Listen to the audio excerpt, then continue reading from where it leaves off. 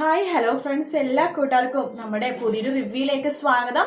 അങ്ങനെ ലക്ഷ്മിനെ കൊല്ലാൻ വന്ന മുത്തു നാണിച്ച് പോകുവാണ്. കാരണം ലക്ഷ്മി എന്ന് പറയുന്നത് മുത്തുവിന്റെ യജമാനത്തിയാണ്. അതായത് മുത്തു വർക്ക് ചെയ്യുന്ന സ്ഥലത്ത്, അതായത് മുത്തുവിനെ വേണ്ടിയിട്ടുള്ള ഫാമിലിക്ക് വേണ്ടി എല്ലാം സപ്പോർട്ട് ചെയ്യുന്ന ഒരാളാണ് ലക്ഷ്മി. അതുകൊണ്ട് മുത്തു വല്ലാത്തൊരു വിഷമത്തിൽ സോറി എന്നോട് ക്ഷമിക്കണം മേഡം എന്നൊക്കെ പറയുമ്പോൾ മുത്തിനോട് പറയുന്നുണ്ട്, ഒരു കാര്യം ചെയ്യും, ഞാൻ പറഞ്ഞ പോലെ നീ ചെയ്യണം, അവരോട് പോയി പറയണം എന്നെ കൊന്നു തെളിവൊന്നും ഉണ്ടാവില്ല എന്നൊക്കെ പറയണം. അതുപോലെ തന്നെ പറയണം. അങ്ങനെ മുത്തു പോയിട്ട് പറയുന്നുണ്ട് പ്രകാശിനോടും രാജപ്പനോടും ഒരു തെളിവ് ഉണ്ടാവില്ല, അവര് പരലോകത്തേക്ക് പോയെന്ന് പറയുമ്പോൾ പ്രകാശിന് സന്തോഷമാണ്. പ്രകാശം കിടന്ന് ഉറങ്ങുന്നതൊക്കെ കാണിക്കുന്നുണ്ട് കേട്ടോ.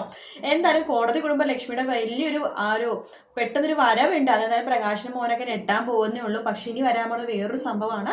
നമ്മുടെ കാർത്തികയുടെ ജീവിതത്തിൽ ഒരു ദുരന്തം ഉണ്ടെന്ന് ചില സമയത്ത് ലക്ഷ്മി പറയാറുണ്ട്. അത് മാത്രമല്ല, അവരുടെ യഥാർത്ഥ ശത്രുക്കൾ വരാൻ പോകുന്നേ ഉള്ളൂ എന്ന് പറയാറുണ്ട്.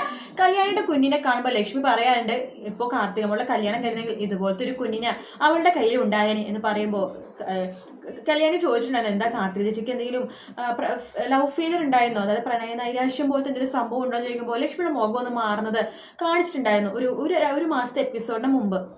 അപ്പോൾ ഇനി പറയാൻ പോണത് നമ്മുടെ കാർത്തികയുടെ ജീവിതത്തിൽ മിക്കവാറും ഒരു ലവ് ഫെയിലിയർ ഉണ്ടാകും.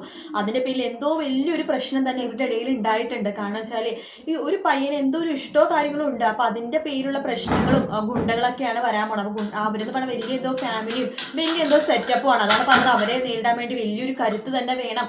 അതിനെയാണ് ചന്ദ്രസേനന്റെ കിരണിന്റെ സഹായമൊക്കെ ലക്ഷ്മിയും കാർത്തികയും ചോദിക്കുന്നത്. കാരണം അവരെ കൊണ്ട് പിടിച്ചു നിർത്താൻ പറ്റാത്ത ഒരു അവസ്ഥയാണ്. അതുകൊണ്ട് തന്നെ ലക്ഷ്മിനെ കാർത്തികയെ രക്ഷിക്കാൻ വേണ്ടി ചന്ദ്രസേനും ചന്ദ്രസേനന്റെ എല്ലാ ആ ഒരു കരുത്തും അതുപോലെ തന്നെ ആ ഒരു സ്വാധീനമൊക്കെ ചെലുത്തുവാണ്. മാത്രമല്ല കാർത്തികയ്ക്ക് ഇഷ്ടപ്പെട്ട ആളെ കൊണ്ട് തന്നെ കാർത്തികനെ കല്യാണം കഴിപ്പിക്കുന്ന കാര്യം കിരണും കല്യാണി ഏൽക്കും. അതൊരു നല്ലൊരാളാണെങ്കിൽ തീർച്ചയായിട്ടും കിരണും കല്യാണി കാർത്തികയുടെ കല്യാണം നടത്തി കൊടുക്കുന്നതിൽ ഒരു സംശയവുമില്ല. എന്തായാലും നല്ലൊരു ഭാഗമാണ് ഇനി വരാൻ പോകുന്നത്. വീഡിയോ ഇഷ്ടപ്പെട്ടെങ്കിൽ ലൈക്ക് ചെയ്യുക, സബ്സ്ക്രൈബ് ചെയ്യുക, കമന്റ് ചെയ്യുക. മറ്റൊരു വീഡിയോ ആയിട്ട് വീണ്ടും കാണാം. Take care, bye bye.